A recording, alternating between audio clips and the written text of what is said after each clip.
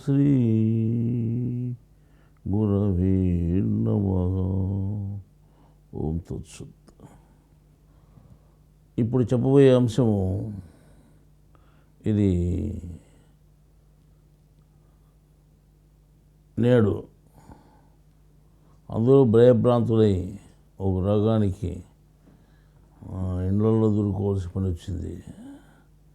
మిగతా కొన్ని దేశాల్లో చాలామంది చనిపోవడం జరిగింది.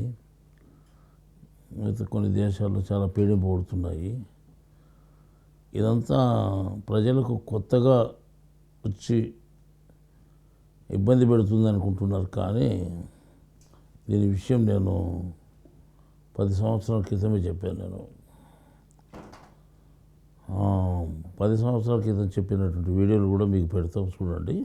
కొత్త రోగము ఒకటి బయటకు వచ్చింది.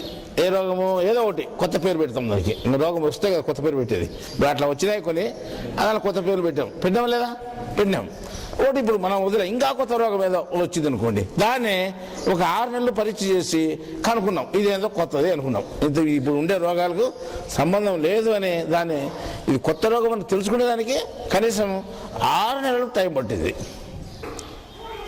అంటే ఈ రోగాలు అవి ఇవి మనకి ఎందుకంటే ఇదంతా ఆధ్యాత్మికమే. నీ శరీరంలో జరిగేటువంటి ప్రతి తతంగము ఆధ్యాత్మికమే. నీ శరీరం అంతా ఆత్మ నిండుకొని ఉంది.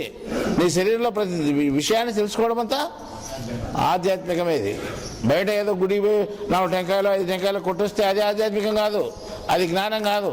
నీకు దేవుడు తెలియబడడు, నువ్వు జ్ఞానివి కావు. నిన్ను ఏ రోగం కూడా నీకు భయపడదు. అర్థమైందా? ఇప్పుడు ఈ విధానం అంతా తెలుసుకుంటే ఏమవుతుంది? నీకు జ్ఞానం తెలుస్తుంది, ఆధ్యాత్మికం అంటే తెలుస్తుంది, రోగం అంటే నీకు అర్థమవుతుంది, నువ్వు దాన్ని ఎట్లా కంట్రోల్ చేసుకోవాలని తెలుస్తుంది, జ్ఞానానికి ఉండే శక్తి కూడా నీకు అర్థమైంది. కాబట్టి మనం ఈ సబ్జెక్ట్ చెప్పుకుంటున్నాం. అర్థమైందా? ఇది పాపం అనేది ఇన్ని రకాలుంది. ఈ పాపం అనుభవించేది ఉన్నప్పుడు మనిషిని ఏం చేస్తాయంటే మాయ మభ్య పెడుతుంది. నేను ఈ రోగాలు కూడా అంటే రోగం అనే భూతాలు కూడా జయిస్తున్నా కదా, నేను రోగం లేకుండా చేసా కదా అనుకుంటే కొత్త రోగం పుట్టుకొస్తుంది. ఈ మధ్యన ఒక సమాచారం, ఆ సమాచారంలో ఒక 1500 పందులు పెంచేటువంటి ఇది ఉంది అన్నమాట. అంటే కొల్లపారం మాదిరి అది పందుల ఫారం. 1500 వేస్తున్నారు వాళ్ళు. మనకు డైలీ ఆహారం పెట్టి అమెరికాలో తెల్ల పందులు చాలా బలంగా ఉంటాయి. అవి దానిలో ఆ వ్యాపారం డైలీ అమ్మేది, వ్యాపారం చేసుకునేది అన్నమాట. దానిలో కొత్త రకం రోగం వచ్చింది. ఆ రోగం ఆ షెడ్లో పనిచేసే వాళ్ళకు కూడా వచ్చింది. అవి చచ్చిపోతున్నాయి. ఈ మా షెడ్లో పనిచేసే వాళ్ళు కూడా. ఈ రోగం ఏమిటి అని కనుక్కునేదానికి 6 నెలలు పట్టింది. అంటే ఇది మామూలుగా ఉండే రోగం కాదు, ఇది కొత్తది అని తెలుసుకునేదానికి. ఇంతవరకు ఏ రోగ పోలికలు లేవు దీనికి. ఆ క్రిమికి కొత్త క్రిమి, ఇది కొత్త రోగం. దానికి ఒక కొత్త పేరు పెట్టారు. దానికి కొత్త పేరు, అది కొత్త రోగం అని తెలుసుకునేదానికి 6 నెలలు పట్టింది. ఈ 6 నెలల లోపల అది విస్తరిస్తూ ఉంది కదా, అది ఎక్కడ మందులు లేవు దానికి. అవి విస్తరిస్తా అంటే ఈ పందులు చచ్చిపోతున్నాయి, మనుషులు చచ్చిపోతున్నారు. కాబట్టి దాన్ని ఏం చేయాలా అంటే పందుల వలన వస్తూ ఉంది అని అర్థం చేసుకున్నారు. అంటే పందుల వల్ల మనుషులకు సోకింది, మొట్టమొదటి పందులకు వచ్చింది. ఈ పందుల ద్వారా ప్రాకుతూ ఉంది. కాబట్టి పందులను కంట్రోల్ చేయాలి. ఇంతకుముందు మన దేశంలో కూడా మెదడువాపు జ్వరాలు వచ్చినప్పుడు పందులకు పెద్ద తిప్పలు వచ్చినాయి. ఊర్లో ఉండకూడదని శాసనం. అప్పుడంతా ఊరు బయట తోలేరు దాన్ని బట్టి, ఊర్లో ఉండకూడదని. అంటే పందులకు దోమ కుట్టి అది మంచిగా కుడితే మళ్ళా మెదడు వాసిపోయేది. మనుషులు చాలా మంది చిన్నపిల్లలకు వచ్చేది ఆ రోగము, చనిపోయేవాళ్ళు. దాకా మందు లేదు. అప్పుడు అల్లపతిలో మందు లేదు. మళ్ళీ కొన్నాళ్ళకు హోమియోపతిలో మందు ఉందని కనుక్కున్నారు అనమాట. ఆ హోమియోపతి మందు వాడితే అది ఆగిపోయేది అంతటితో. కానీ ఆ రోగం అణిగిపోయినా కానీ శరీరంలో ఏదో భాగం ఫెయిల్ అయిపోయేది. చెయ్యో కాలో ఏదో భాగం పనిచేయకుండా పోయేది అనమాట. ఆ రోగం పోయినా కానీ, అంటే మనిషి బ్రతికినా కానీ. సామాన్యంగా ఆ రోగం వస్తే మనిషి బ్రతకడు, మెదడు వాసిపోతే. ఒకవేళ హోమియోపతి మందు వాడినా కానీ, ఒకవేళ మనిషి బ్రతికినా కానీ ఏదో ఒకటి అవయవము పని చేయకుండా నిలిచిపోయేది అనమాట. అంత ప్రభావం చూపినటువంటి వ్యాధి వచ్చినప్పుడు ఆ వ్యాధికి మందుకు లేదు కాబట్టి కొద్ది రోజులు తిప్పలు పడినారు. అట్లాడితే ఈ అమెరికాలో ఆ రోగం వచ్చినప్పుడు ఏం చేశారు తెలిసిన వాళ్ళు, ఇంకా ఎటు పాలుపోక దాన్ని ఎట్లా కంట్రోల్ అని తెలియక ఆ పందులన్నింటినీ ఓ పెద్ద గుంత దువ్వి వ్యాన్లు వేసుకొని పోయేది. ఆ వ్యాన్లో ఉంటే దాంట్లో ఎగిరేసేది అన్నట్టు, గుంతలోకి కాల్ చేసేది. మిలిటరీ సైన్యము వాటిని అన్నిటికీ కాల్ చేసేది, మన వేసేసేది. ఈ రకంగా చంపేదని మొదలుపెట్టారు అన్నమాట. అప్పుడు మొత్తం పందులన్నింటినీ చంపేశారు. ఒక చెట్లు కాదు, ఉండే చెట్లు అన్నింటిలోనూ ఈ పందుల ద్వారానే ప్రాప్తా ఉంది అని. పందులకు ఎట్లా వచ్చింది అనే విషయం తెలియదు. పందులకు ఆ రోగం ఎట్లా వచ్చింది అనేదానికి కనుక్కునేదానికి 7 నెలలు పట్టింది. అడిగి 6 నెలలు ప్లస్ 7 నెలలు రోగం ఫలాందని కనుక్కునేదానికి 6 నెలలు పట్టింది. ఆ రోగం ఎక్కడి నుంచి వచ్చేది పరిశోధన చేసి తెలుసుకునేదానికి 7 నెలలు పట్టింది. అది కొత్త రోగం, అర్థమైనా? మళ్ళీ కొత్త రోగం ఆ 7 నెలలు అంటే అంతకుముందు ఎట్లా పుట్టింది? అది ఎట్లా పుట్టిందో ఎవరికి అర్థం కాలేదు. ఎందుకంటే ఆల్రెడీగా ఉంది. అది ఆల్రెడీగా ఒక వ్యక్తిలో అంటే ఒక జీవరాశిలో కానీ ఒక శరీరంలో రిజర్వ్గా ఉంది ఆ రోగం. ఒక జీవరాశిలో ఒక శరీరంలో అది మామూలుగా రిజర్వ్గా ఉంది అన్నమాట. అంటే మనం నీళ్ళన్నీ ఒకసారి రిజర్వాయర్ అని నిలిచిపోతాయి కదా, ఆ రకంగా ఒక మనిషి అంటే మనిషి శరీరం దానికి రిజర్వాయర్ అయింది. దానికి ఏమిటికి? ఆ క్రిమికి. ఆ క్రిమి అక్కడి నుంచి ప్రాకి పందుల శరీరంలోకి దూరి పందులకు వచ్చి పందుల నుంచి మనుషులకు వ్యాపించుకోవడం జరిగేది. ఇప్పుడు పందులు మనుషులు లెటర్ చచ్చిపోయిన అంటుకోకుండా చూసుకొని పందులు చంపేశాం. పందులు చంపేస్తే అంతటితో ఆ రోగం ఆగిపోయిందా? ఆగిపోయేదానికి అవకాశం లేదు. ఎందుకు? ఆల్రెడీగా దాని రిజర్వాయర్ ఉంది ఒక చోట. మళ్ళా అంటే ఒక రోగం ఒకటి కొత్తగా పుట్టింది అంటే ఆ రోగము ఈ బుద్ధి నీకు కనిపిస్తే ఆ రోగం ముందే భూమి మీద ఉంది, కానీ అది ఎవరి శరీరాల్లోకి ప్రవేశించలేదు, ఎవరి శరీరంలోనూ అది బయట పడలేదు కాబట్టి తెలియలేదు. అంటే ఆల్రెడీగా ఒక శరీరంలో ఉంది, వేరే శరీరాల్లోకి రాలేదు. మనం ఎన్నో జీవరాశులు ఉన్నాయి కదా, ఎన్నో జాతులు ఉన్నాయి కదా, ఎన్నో జాతుల జీవరాశుల శరీరంలో ఏదో జాతిలో అది రిజర్వ్గా ఉంటుంది.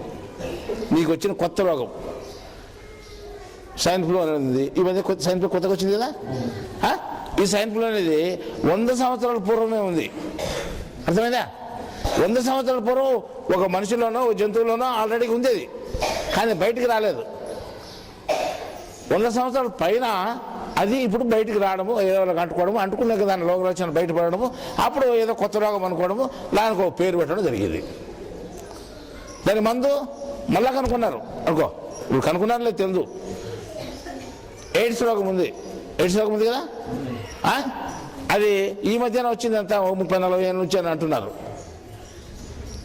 ఇది 500-600 సంవత్సరాల నుంచి ఉంది. ఏది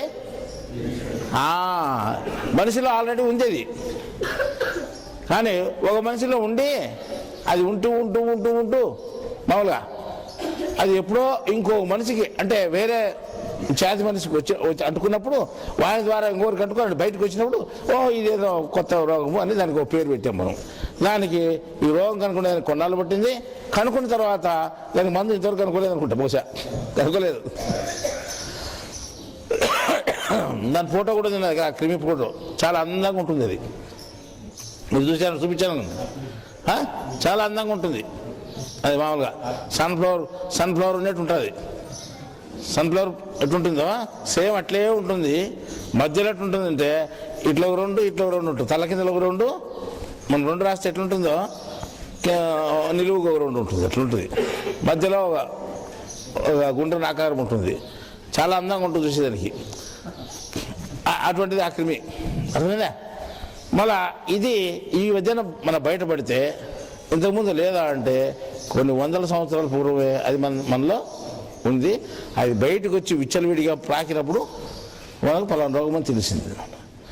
ఇప్పుడు మిమ్మల్ని బాధించే రోగాలే కాకుండా ఇప్పుడు దేశం మీద ఎన్ని రోగాలు అయితే ఉన్నాయో అంతకు రెట్టింపు రోగాలు రిజర్వ్లో ఉన్నాయి మనకు.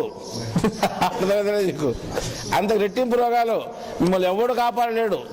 మేము ఏమంటున్నాయంటే 2012కు ఏదో భూకంపం వస్తుందో ఇంకొక కంపం వస్తుందో ఏదో కంపం బట్టి మనం చచ్చిపోతామని అనుకుంటున్నాం కదా. కానీ అంత బిర్యానీ మంది చచ్చిపోకూడదు అనమాట. చచ్చిపోతే కర్మ అయిపోతుంది. అంత బిర్యానా ఎవడు చచ్చిపోడు, వాళ్ళు ఎంత చెప్పినా 2012 ఎవడు చచ్చిపోడు చూడండి. కానీ ఈ రోగాలు ఈ రకంగా రకరకాల రోగాలు, కొత్త కొత్త రోగాలు వస్తాయి. ఇప్పుడు ఉండే రోగాలు ఏం కనిపించకుండా పోతాయి, కొత్త వస్తాయి అనమాట. భూమి మీద మీరు చూస్తుంటారు, కొన్ని జంతువులు అంతరించిపోయినాయి అంటున్నారు, కొన్ని జాతులు అంతరించిపోయినాయి, కొన్ని జాతులు కొత్త వచ్చినాయి. జ్ఞాపకం ఉందో లేదో, కొన్ని జాతులు అంతరించిపోతే కొన్ని జాతులు కొత్త వచ్చినాయి. అట్లాగానే కొన్ని రోగాలు అంతరించిపోతే ఎవరు లేకుండా పోతాయి, కొన్ని కొత్త రోగాలు వస్తాయి, డబ్బులు వస్తాయి.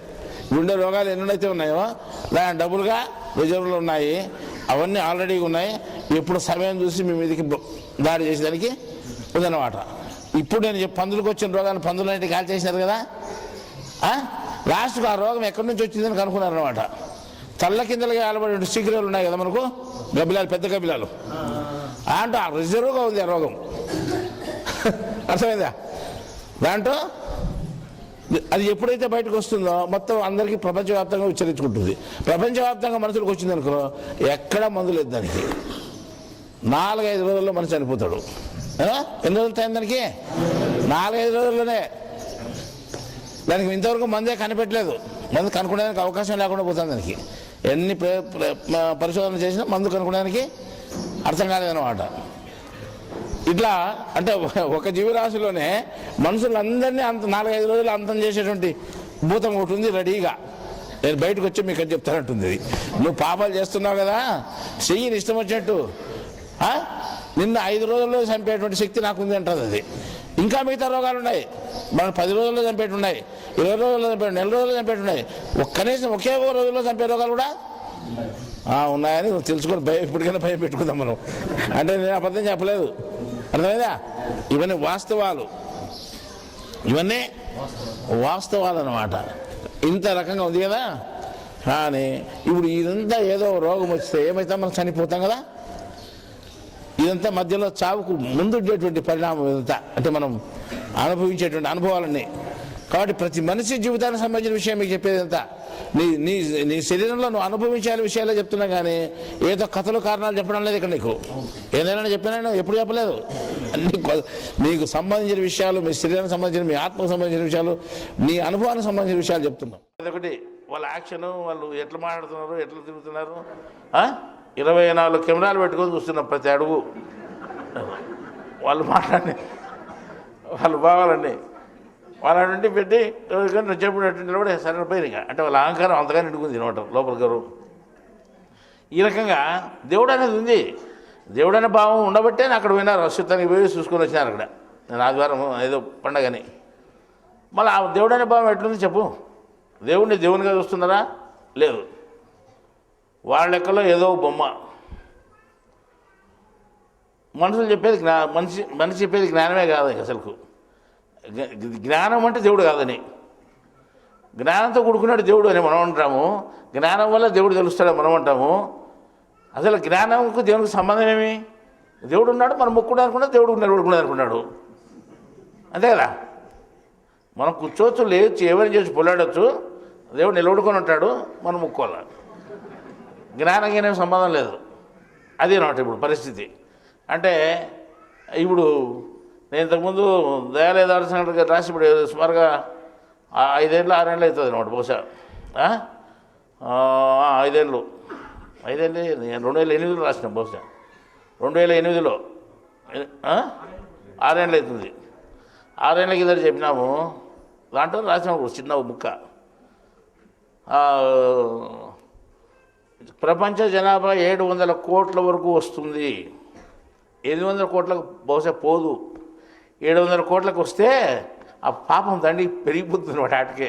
ఇక్కడ పెరిగిపోయి వీళ్ళు ఇకార శాస్త్రాలు ఎక్కువైపోతాయి. ఆ 700 కోట్లు ఉంటే 400 కోట్లకు పోతుంది అని చెప్పినాం. 700 కోట్ల నుంచి 400 కోట్లకు మళ్ళీ తిరిగిపోతుంది. పూర్వం 300 కోట్లు అనేది, ఇప్పుడు ఈ ప్రపంచ జనాభా అంతా కలిసి 400 కోట్లకే పోతుంది. ఎట్లా పోతుంది? బాగా అంత బలమైన ఆహారాలు ఉన్నాయి, సుఖమైన నిద్ర ఉంది, మెత్తని పరుపులు ఉన్నాయి. ఇంతకుముందు లేవు ఇట్లాంటివన్నీ, అన్ని రకాలుగా ఉన్నాయి. ఇప్పుడు ఆయుష్ బాగా బాగా బతుకుతాడారు, ఏ రోగాలు వచ్చినా ఆసుపత్రులు ఉన్నాయి, డాక్టర్లు ఉన్నారు. ఉన్నాయి, లేదని మనం చెప్పలేదు. డాక్టర్లు ఉన్నారు, ఆసుపత్రులు ఉన్నాయి, అన్ని సుఖాలు ఉన్నాయి. మంచి చచ్చిపోడు అని లెక్కేమి ఖాయమేమో చెప్పు. నిన్నంతా ఆ టీవీలో చెప్తాను, ఈ సైన్ ఫ్లూ అనేది వచ్చింది అంటే అశుభ్రం వల్ల వస్తుంది, పరిశుభ్రంగా లేరు మనుషులు, చాలా మనసాంగ క్లీన్గా ఉంటే ఏమొస్తుంది, ముక్కులు గుడ్డ కట్టుకోండి ఎందుకు వస్తుంది, అట్లా ఇట్లా అని చెప్పినారు. ఆపోతే ముగ్గురు డాక్టర్లకు వచ్చింది. ఒక ముగ్గురు గుడ్డ కట్టుకున్నారు, వాళ్ళు గుడ్డ కట్టుకుని ఉన్నారు, వాళ్ళు ముగ్గురికి వచ్చింది. మళ్ళీ మనిషి 4 వచ్చింది. వీళ్ళు డాక్టర్లు ఆసుపత్రికే పోలేదు, ఆ రోజు ఎమర్జెన్సీ వాటిలోకే పోలేదంట అసలు. వాళ్ళని చెప్తా అంటే దగ్గితే తుమ్మితే 10 అడుగులు వస్తుంది, గుడ్డ కట్టుకుంటే బయటికి పోకూడదు, మనం పీల్చకూడదు అని చెప్తున్నారు.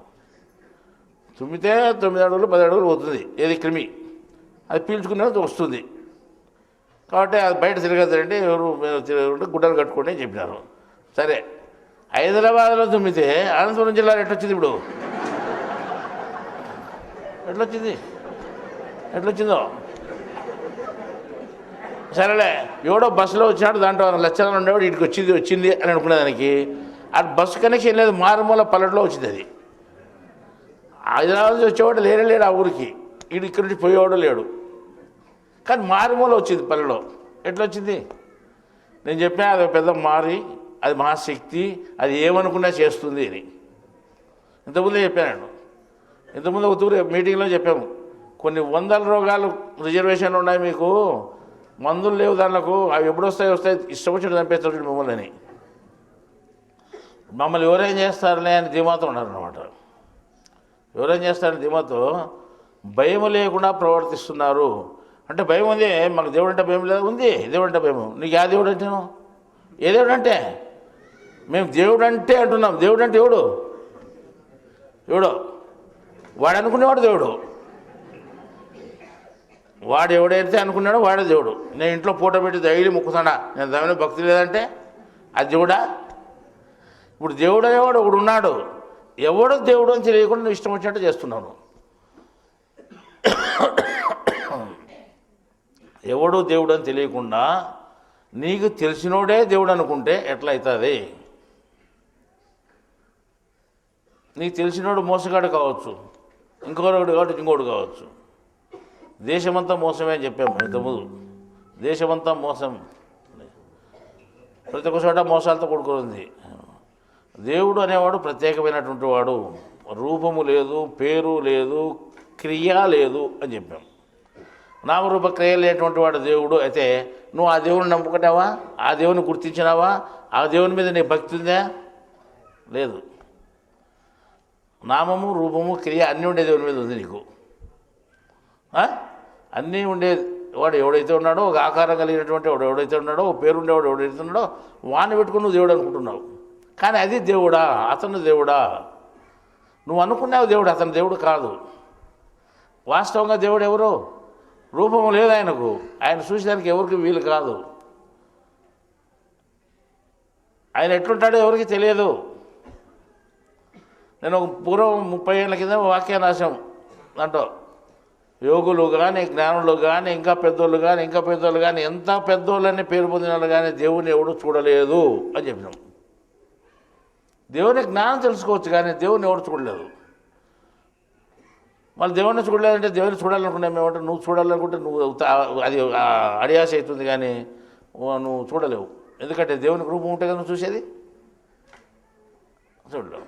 ఒకవేళ చూస్తే నువ్వు కొంత చూస్తావు. దేవుడు అంతా ఎటువంటి వాడు? విశాలమైనటువంటి వాడు, అనువర్ణ వ్యాపించినటువంటి వాడు, సమస్త ప్రపంచము విశ్వమంతా వ్యాపించినటువంటి వాడు.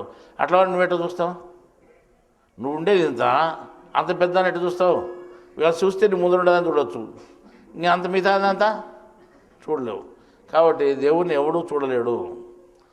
అది దేవుడు ఎవడో తెలియక నేను దేవుణ్ణే నమ్ముకున్నాను, నాకు తెలియదు దేవుడు ఏముంది, వీళ్ళు ఇష్టం వచ్చేట్టు వీళ్ళు చెప్పుకుంటున్నారు అనుకుంటున్నారు. మేము చెప్పాము 700 జనాభా దాటొచ్చు, అప్పుడు 700 లేదు జనాభా, ఇంకా తక్కువేది. 700 జనాభా మించిపోవచ్చు. అటు అక్కడ నుండి నాశనం తరుగుతూ వస్తుంది, మళ్ళా నాశనం అయితే వస్తుంది, వచ్చి 400 జనాభా వరకు వస్తుంది. ఎందుకు వస్తుంది అంటే వీళ్ళు పాపాలు ఎక్కువ చేసుకోవడం వల్ల, మనిషి విపరీత ప్రవర్తన వల్ల వస్తుంది, మనిషి సక్రమైన మార్గంలో లేకుండా వల్ల వస్తుంది. మీరు చూస్తున్నారు, మన టీవీలో చెప్తున్నారు గ్లోబల్ వార్మింగ్ అని. ఏమని? అమెరికాలో ఇంతవరకు ఎప్పుడు కని వినని ఎరుగని మంచు తుఫాను ఏర్పడినాయి. 15 రోజులుగా బయటకు వచ్చేదానికి లేదు. ఇప్పుడు దీని గురించి నేను చెప్పేది ఏమంటే, ఇప్పుడు కరోనా వైరస్ వల్ల చాలామంది ప్రాణాంతకంగా మారిపోతుంది. ఇది చాలామందికి ఇబ్బంది పెట్టి చనిపోతున్నారు అని చెప్తున్నారు. సరే, ఇటువంటి జబ్బులు వస్తాయని తత్వవేత్తైనటువంటి బ్రహ్మం గారు మిగతా వాళ్ళతో మొదలు చెప్పారు. బ్రహ్మం గారు తన కాలజ్ఞానంలో మనుషులంతా నల్లులు వలె రాలిపోతారు, 7 ఏళ్ళకు 1 ఏళ్ళు మిగులుతుంది చివరికి అని చెప్పాడు. ఆయన చెప్పడం కాకుండా నేను ఒక గ్రంథంలో రాయడంలో ఏం చేసామంటే, ఆ గ్రంథం ఏదో మతిలేదు నాకు, దానికి ఏదో ఉపద్రవాలు వస్తాయి, ఇటువంటివన్నీ అవి వైరస్ వల్ల కానీ ఇంకోటి వల్ల కానీ ఇంకోటి వల్ల వస్తాయి, వచ్చి చాలామంది చనిపోవడం జరుగుతుంది చెప్పాను. అది ఇంతకుముందు జరిగిన విషయం, చెప్పిన విషయం. ఇప్పుడు చెప్పబోయేది ఏమంటే, 700 కోట్ల నుంచి 400 కోట్ల వరకు ఈ జనాభా తగ్గిపోతుందని ఒక అంచనా ఉంది మాకు. అంటే 300 కోట్లు ప్రపంచ జనాభా తగ్గిపోతుంది అనేటువంటి ఉద్దేశం ఉంది. ఈ 300 కోట్ల జనాభా అనేక రోగాల వల్ల, అనేక ఉపద్రవాల వల్ల చనిపోవడం జరుగుతుంది. ఇదంతా దేవునికి తెలియకుండా జరిగేది కాదు, దేవుడు ఆజ్ఞతో జరిగేటువంటి పనులు ఇవన్నీ. మనుషులు పుడుతున్నారంటే దేవుని ఆజ్ఞతోనే పుడుతున్నారు, దేవుని ఇష్ట ప్రకారం పుడుతున్నారు. మనుషులు చనిపోతున్నారంటే దేవునికి తెలియకుండా చనిపోలేదు. అది మళ్ళీ ఈ చనిపోవడం ఎందుకు పెట్టాడు దేవుడు మధ్యలో అని అంటే, మనం చేసుకున్నటువంటి పాప పుణ్యాలంటే కర్మలు ఉన్నాయి. అవి భూమి మీద సాధారణ కర్మలు అయితే వాళ్ళు సాధారణంగా అనిపించి చచ్చిపోయేటుంటాయి, కానీ వీళ్ళు కొన్ని చాలా విపరీతమైన కర్మలు చేస్తున్నారు. దేవుని గుడి మీదకి రాళ్ళు విసరడం చేస్తున్నారు, దేవుళ్ళను దూషించడం చేస్తున్నారు, జ్ఞానాన్ని దూషిస్తున్నారు, దైవజ్ఞానాన్ని దూషించడం చేస్తున్నారు. ఇటువంటి చేయడం వల్ల ఈ దేవునికి కొంత నచ్చక ఇటువంటి వాళ్ళందరినీ కొంత హింసించి వాళ్ళు బాధపడేటట్టు చేసి వాళ్ళు చనిపోయేటట్టు చేయాలనే ఉద్దేశంతో ఇటువంటి రోగాలను తెప్పించడం జరిగింది. నేను 10-12 సంవత్సరాల క్రితం కూడా ఇదే విషయాలు చెప్పాను. చాలా రోగాలు రిజర్వేషన్లు ఉన్నాయి మీకు, అవి ఒక్కొక్కటి బయటకు వస్తాయి. ఆ రోగాలు మందులు కనుక్కునేదానికి కనీసం అంటే రోగం ఏమిటి అని కనుక్కోవడానికి 6 నెలలు, రోగాలకు మందులు కనుక్కునేదానికి 6 నెలలు, కనీసం సంవత్సరం వరకు పీడించి చంపేస్తాయి వాళ్ళు. అంతలోపల భయంకరంగా చంపేస్తే ఒక్కొక్కటి ఒక రకంగా చంపుతాయని చెప్పాము. అది ఇప్పుడు ప్రత్యక్షంగా ఇంతకుముందు జరిగినా ఇప్పుడు జరుగుతూ ఉంది. మరి దీని గురించి నేను చెప్పేది ఏమంటే, ఈ మీరు రోగాలు, వైరస్లు, క్రిములు అనుకునేటువంటి అన్నీ నా లెక్కలో భూతాలు అంటే జీవం ఉన్నటువంటివి, జీవమున్న శక్తులు. మీరు వైరస్లు చూస్తున్నారు, మేము వైరస్ల సమూహాన్ని చూసి ఒక శక్తి అంటున్నాను. మీరు క్రిములను చూస్తున్నారు విడివిడిగా, క్రిముల సమూహాన్ని చూసి నేను ఒక శక్తిగా పోల్చి చెప్తున్నాను. అది ఒక శక్తిగా పోల్చేది ఒక శక్తి. అది దేవుని ఆజ్ఞ ప్రకారము మనుషుల మీదకి రావడము, మనుషులను ఇబ్బంది పెట్టడము, చంపడము జరుగుతూ ఉంది. మళ్ళీ ఈ శక్తి ఎటువంటిది అంటే దేవుని దగ్గర నుంచి వచ్చినటువంటిది అని చెప్తున్నాను. దేవుని దగ్గర నుంచి వచ్చినటువంటి దేవుని గురించి బాగా తెలుసు, దానికి దేవుని జ్ఞానాన్ని గురించి బాగా తెలుసు. మన దేవుని జ్ఞానాన్ని గురించి బాగా తెలిసినటువంటి ఆ శక్తి దైవజ్ఞానం అనేటువంటి మనుషులు హింసిస్తూ ఉంది. ఎవరినైనా కానీ దైవజ్ఞానం అనేటువంటి వారిని, దైవానికి వ్యతిరేకంగా చేసినటువంటి వాళ్ళను, దైవదూషణ చేసినటువంటి వాళ్ళను, జ్ఞానదూషణ చేసినటువంటి వాళ్ళను ఇదంతా బాగా ఇబ్బంది పెడతా ఉంది, చంపుతూ ఉంది. అదే ఇప్పుడు వచ్చినటువంటిది మీకు ఈ కరోనా వైరస్ అనేటువంటిది ఒకటి. అందులో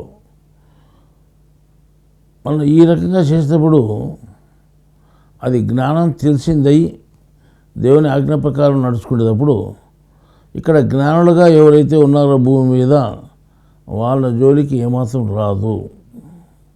దైవ జ్ఞానాన్ని తెలిసినటువంటి వాళ్ళు ఎవరైతే ఉన్నారో వాళ్ళ జోలికి ఏమాత్రం రాదు.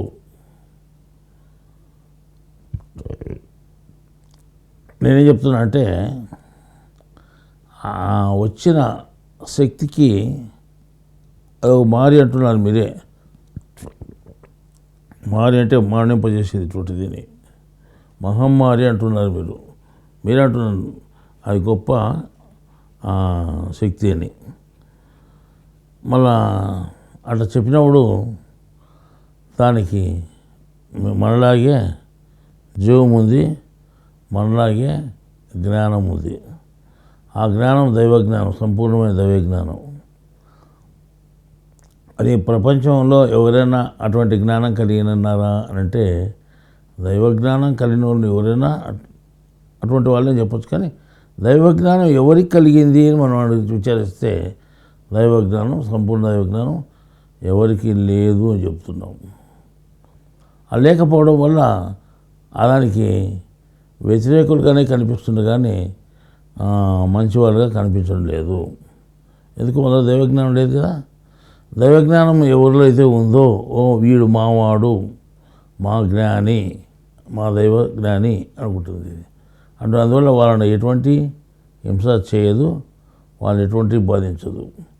దాని ప్రకారం నేను చెప్తే మీకు ఇక్కడ చెప్పినటువంటి జ్ఞానం తెలిసి ఉంటే వేరేది జ్ఞానం కాదని మీరు అడగచ్చు. మీరు వేరేది కూడా జ్ఞానమే కావచ్చు. అయితే అది ఏ జ్ఞానము?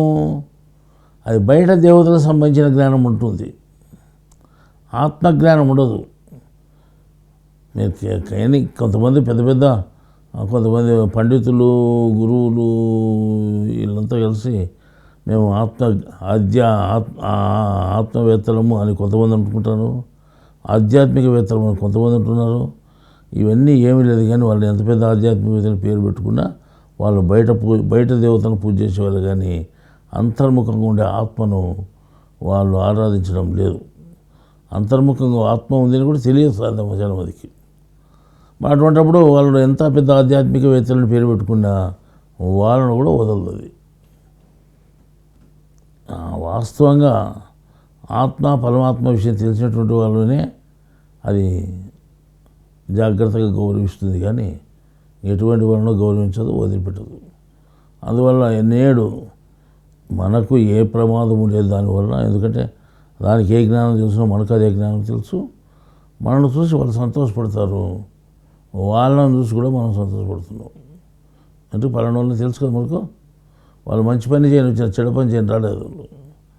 సరే మళ్ళీ ఇంతమంది చనిపోయేదానికి వాళ్ళు చనిపోతున్నారా, మనం ఏం వాళ్ళకు రక్షణ లేదా అని అడిగితే రక్షణ ఒకే ఒక జ్ఞానం, దైవజ్ఞానం, ఆత్మజ్ఞానం. మళ్ళీ ఈ ఆత్మజ్ఞానం ఉంటే మీకు రక్షణ కలుగుతుంది. ఆ వైరస్ మిమ్మల్ని ఏమద్దు. ఈ రక్షణ లేకపోతే అంటే ఈ జ్ఞానం లేకపోతే మిమ్మల్ని మాత్రం అది వదిలే ప్రసక్తి లేదు. అందువల్ల ఇప్పుడే కాదు, ఆ బ్రహ్మగారు చెప్పాడు 7 ఇండ్లకు ఒక ఇండ్లు మిగులుతుంది అంటే 6 భాగాలు పోతారు, ఒక భాగం మిగులుతుందని చెప్పారు.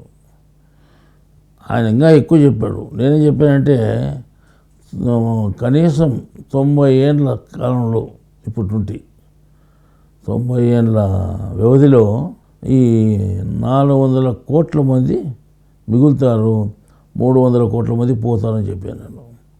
ఈ 300 కోట్ల మంది 90 సంవత్సరాలకే లిమిట్గా చెప్పాను. మళ్ళా తర్వాత 600 కోట్ల మంది చనిపోవాల్సిందే, ఒక్క 100 కోటి మాత్రం మిగులుతారు. 700 కోట్లలో ప్రపంచ జనాభా 700 కోట్ల కంటే మించింది అంటే ప్రమాదం అని చెప్పాం. ఇప్పుడు 720, 730 కాటికి వచ్చింది. మరి అప్పుడు నీకు ఈ ప్రమాదాలు జరిగి తీరాల్సిందే. 6 రోజుల ప్రకారం జరుగుతుంది. దేవుడు చెప్పిన ఆజ్ఞ ప్రకారమే ఇది జరుగుతూ ఉంది. అందువల్ల దీన్ని గురించి మనం ఇతరులకు రచన కావాలంటే ఏం చెప్తున్నాము? ఈ జ్ఞానం తెలుసుకుంటే మీకు రచన వస్తుంది చెప్తున్నాం. ఇప్పుడు జ్ఞానం తెలుసుకునేదానికి అవేది లేదు. అది కత్తి పెట్టినట్లు మన మీదకి వచ్చింది. ఇప్పుడు అది గొంతు మీద కత్తి పెట్టినట్టు అది మన మీదకి వచ్చింది. ఇప్పుడు ఈ టైంలో నువ్వు జ్ఞానం తెలుసుకోవడానికి వ్యవధి లేదు, కుదరదు. మనం ఏమో తెలుసుకునే వాళ్ళకి రచన కలుగుతుంది. సరే, ఇంకొక అవకాశం ఇస్తున్నాం మనం. ఏమని?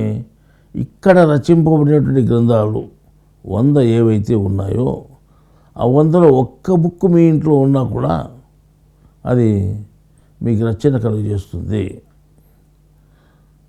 ఇంటికి వచ్చినా అది ఏమీ అనుకోకుండా తగ్గిపోవడం జరుగుతుంది. అంటే ఇంట్లో ఉండే బుక్ను చూసి, మిమ్మల్ని చూసి కాదు, మీరు ఎట్లా జ్ఞానం లేదు. మీరు గౌరవార్థంగా కొన్ని బుక్కులు ఇంట్లో పెట్టుకుంటే అది చూసి మీ జోలికి రాదు. ఇక్కడ ప్రచురపడే బుక్కులు మాత్రమే నేను చెప్పేది. ఎందుకంటే దాంట్లో ఆత్మశక్తి కాకుండా పరమాత్మ శక్తి ఉంది. ఆ పరమాత్మ శక్తి ఉన్నదానివల్ల అవి ఆ వచ్చిన శక్తికి, గ్రహానికి గొప్పగా అనిపించడము, ఇవి నా దేవుని బుక్కులు అనేవి సంతోషపడము, అక్కడ ఉన్నటువంటి వాళ్ళని ఏమీ అనుకోకుండా పోవడం జరుగుతుంది. ఇది ఇట్లా భవిష్యత్తులో కూడా కొనసాగుతుంది. ఇది ఇక్కడున్న బుక్కులు వేచాను. కానీ ఈ బుక్కులను చాలామంది హేళన చేసి మాట్లాడుతున్నారు కొంతమంది. ఎట్లా ఇది సాధ్యమవుతుందా? బుక్కులు వంటుకోవడం ఏంది శరీరానికి, ఇవన్నీ ఎట్లుంటాయి, ఎట్లా జరుగుతుందని వాళ్ళు అంటుకునేదాన్నే విచిత్రంగా చెప్పి అది లేదు ఇది లేదు, ముందే తేమ గడిపి పూసుకొని అటు పెట్టుకుంటారు, అతుక్కుంటుంది వచ్చేపు మరి ఇదిలిస్తే పోతుంది, అది ఇది చెప్తున్నారు. అటువంటిది వాళ్ళ అజ్ఞానులు ఎన్ని మాటలు అనుకున్నా కానీ మాకు సంబంధం లేదు. ఒక తేలు కుడితే విపరీత బాధ ఉంటుంది మనిషికి.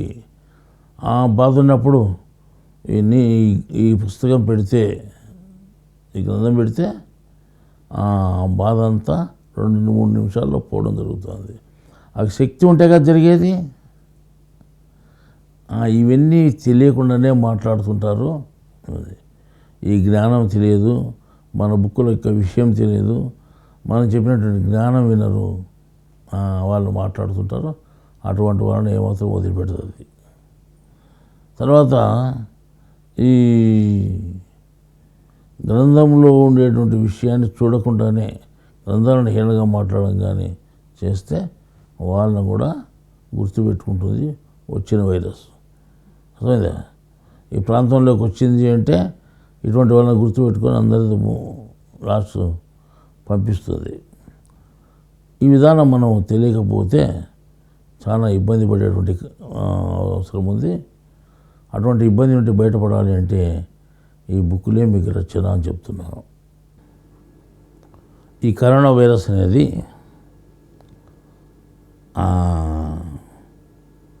ఇప్పుడు ప్రజలను ఇంట్లో బయట నుండి ఇంటికి రాకుండా చేసింది.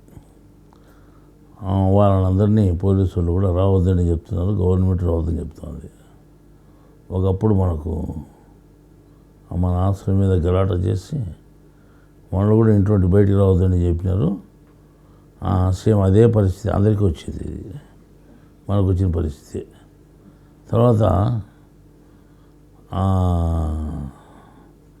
దేవుని గుడి మీద రాలేయడం, మన మీద దాడులు చేయడానికి ప్రయత్నం చేస్తే మనం తిప్పి పంపించేసేవాళ్ళు. ఎదురుదాడి చేసి ఎదురుదాడిలో నెరికి తిరిగిపోయేటట్టు చేసాము.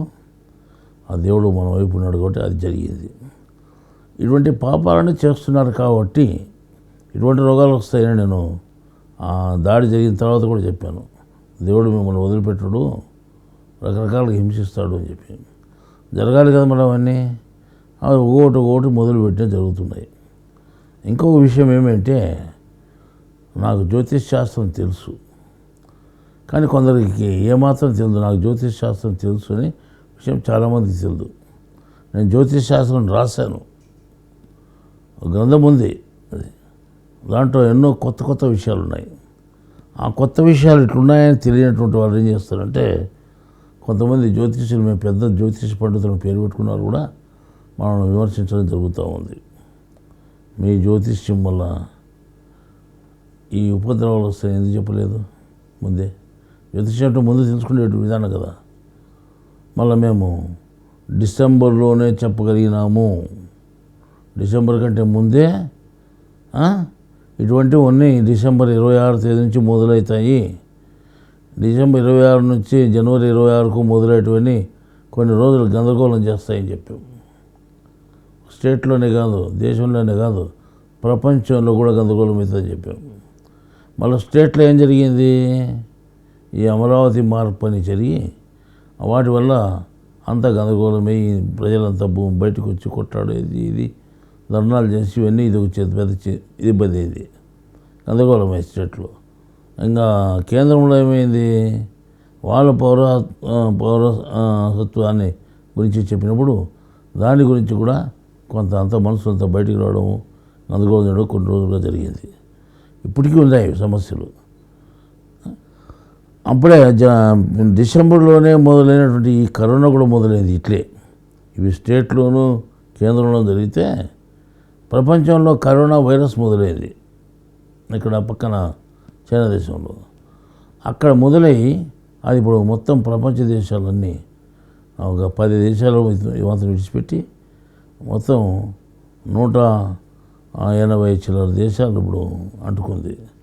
ఇంకేముంది, 10-15 దేశాలు ఉన్నాయి, అవి కూడా తొందరలో వ్యాపిస్తుంది.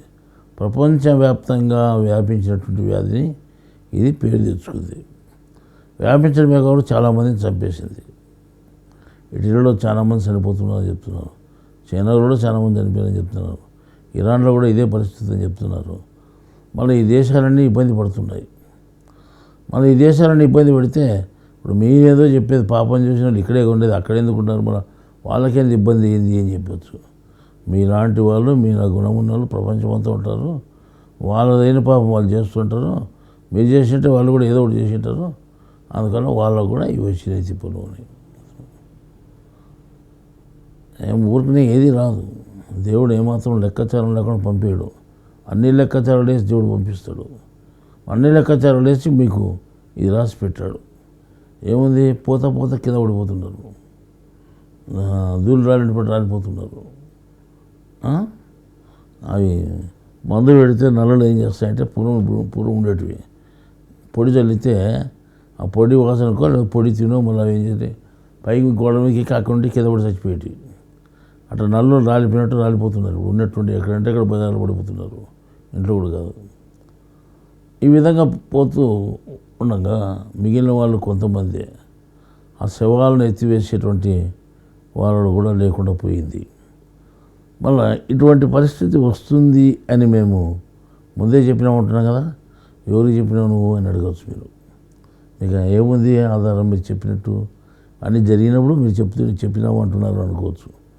అట్లేం కాదు. కానీ జిల్లా అధికారి అయినటువంటి, జిల్లా పోలీస్ అధికారి అయినటువంటి వాళ్ళకు మేము ముందే ఇటువంటి పరిస్థితి జరుగుతుంది అని చెప్పాము. వాళ్ళ ఉద్యోగరీత్యా వాళ్ళ నిఘాలు వాళ్ళకు ఉంటాయి, కానీ ఇవన్నీ వాళ్ళు పట్టించుకోరు అనమాట. ఇప్పుడు ఈ జ్ఞాపకం కూడా వచ్చింది, ఆ రోజు వాళ్ళు చెప్పినారు కదా అని మా మనసులో పోయి చెప్పడం జరిగింది. నేనేం ప్రవరికి బయటికి పోను, కానీ మా మనసులో ఆ రోజు పోయి ఇట్లా మాట్లాడుతుంది పోండి, ఇట్లా స్వామి చెప్పాడు ఇట్లా జరుగుతుందంట, డిసెంబర్ నుంచి ప్రారంభమవుతాయంట అన్నీ డిసెంబర్ నుంచే ప్రారంభమైనాయి. ఈ కరోనా కూడా డిసెంబర్ నుంచే ప్రారంభమైంది. మళ్ళీ ఇది ముందే చెప్పినటువంటి విషయమా కాదా మీరు చెప్పండి. ముందే చెప్పినటువంటి విషయమే. ఇదే విషయాన్ని ఇట్లా జరుగుతుంది భవిష్యత్తులో అని 10-12 సంవత్సరాల కింద చెప్పాను. ఆ వీడియోలు కూడా ఉన్నాయి, మీరు చూసుకోండి. నేను ఈ పొద్దు చెప్పేది కాదు, ఆ రోజు చెప్పినాయి. ఈ వైరస్లన్నీ ఎట్లా వస్తాయి బయటికి, అవి ఎట్లా ప్రమాద స్థితికి చేరుస్తాయి మిమ్మల్ని అని ముందే చెప్పడం జరిగింది. వాటి గురించి మేము ఈరోజు చెప్పిన విషయం కాదు, ఆ రోజు చెప్పిన విషయం. మళ్ళీ ఇవన్నీ ముందు 10 సంవత్సరాల కింద ఎత్తించాము. మళ్ళీ ఇప్పుడు డిసెంబర్ కంటే ముందు కూడా చెప్పాము. మళ్ళీ ఇవన్నీ జరుగుతూ వస్తాయన్నప్పుడు ఇది సత్యమని మీరు ఎందుకు నమ్మలేకపోయినారు? నమ్మకపోగా పోనీ విడిచిపెట్టేసి ఇప్పుడు మీకు రచన కలిగేంతగా మేమేం చెప్తున్నాము, మేము రాసినటువంటి గ్రంథాలు ఉన్నా కానీ మీకు రచన ఉంటుంది. లేదు మేము చెప్పినటువంటి జ్ఞానం మీ తలలో ఎక్కించుకొని ఉంటే మీకు రచన ఉంటుంది. మేము చెప్పిన జ్ఞానం కొంతమంది తెలియకపోగా ఎగిపోయినా పర్వాలేదు, కానీ ఆ గ్రంథాలను గౌరవంగా మీరు ఇంట్లో పెట్టుకుని ఉంటే వాటి గుండా కూడా మీకు రచన ఉంటుంది. ఇవి లేనటువంటి వాళ్ళకు మేమేం చేసేదానికి కాదు. ఇది మా సహాయార్థం, మేము చేసే సహాయార్థము మా గ్రంథాల వల్ల మీకు మంచి జరుగుతుంది చెప్తున్నాం, కానీ చెడు జరుగుతుందని చెప్పలేదు. వీటి వల్ల ఈ వైరస్ వల్ల బయటపడే అవకాశం ఉందని కూడా చెప్తున్నాను. కానీ ఇటువంటివి మీరు నమ్మకపోగా మీకు అనవసరమైనటువంటి బాధలు చిక్కుని మరణం పాలవుతున్నారు మీరు. ఇదే మేము ఈ రోగాన్ని గురించి చిట్ట చివరిగా చెప్పే విషయం ఏమంటే, ఈ రోగం భయంకరమైనదే, కానీ మా జ్ఞానం వల్ల మీకు రక్షణ కలుగుతుంది. మా జ్ఞానం లేని వాళ్ళకు మేము ఎటువంటి హామీ ఇవ్వలేము అని చెప్తూ ఇంతటితో కరోనా వైరస్ గురించి ముందు చెప్పాము. వాటి పేరు చెప్పలేదు, కానీ వైరస్లు వస్తాయని చెప్పాము. వాటికి ఈరోజు పేరు పెట్టుకున్నారు మీరు. మేము ఆ రోజు పేరు పెట్టలేదు, ఫలాంది. నేను చెప్పిన తర్వాత చాలా వైరస్లు వచ్చాయి. 10 సంవత్సరాల నుంచి చాలా వైరస్లు వచ్చాయి. ఇప్పుడు వేసుకునేటువంటి డ్రెస్సులు ఆ రోజు డాక్టర్లు వేసుకున్నారు, ఆ రోజు కూడా చేసుకున్నారు. చేసినటువంటి డాక్టర్లు కూడా అంటుకొని చనిపోయినది జరిగింది. అది మధ్యకాలంలో తగ్గిపోయింది. మళ్ళీ ఇప్పుడు కొత్తగా వచ్చినాయి. అదే తిప్పలు మీరు పడుతున్నారు. దాన్ని ఇప్పటికైనా గ్రహించుకొని దైవజ్ఞానం అంటే ఏమిటి అనే దాని అర్థం తెలుసుకొని దైవజ్ఞానం తెలుసుకునే ప్రయత్నం చేయండి. ఈ దైవజ్ఞానం తెలియకపోతే ఏమీ ప్రయోజనం లేదు. ఇటువంటి భవిష్యత్తులు కూడా మిమ్మల్ని ఇబ్బంది పెడతాయి అని చెప్తూ దైవజ్ఞానం తెలుసుకోమని చెప్తూ ఈ విషయాన్ని ఇంతటితో ముగిస్తున్నాను.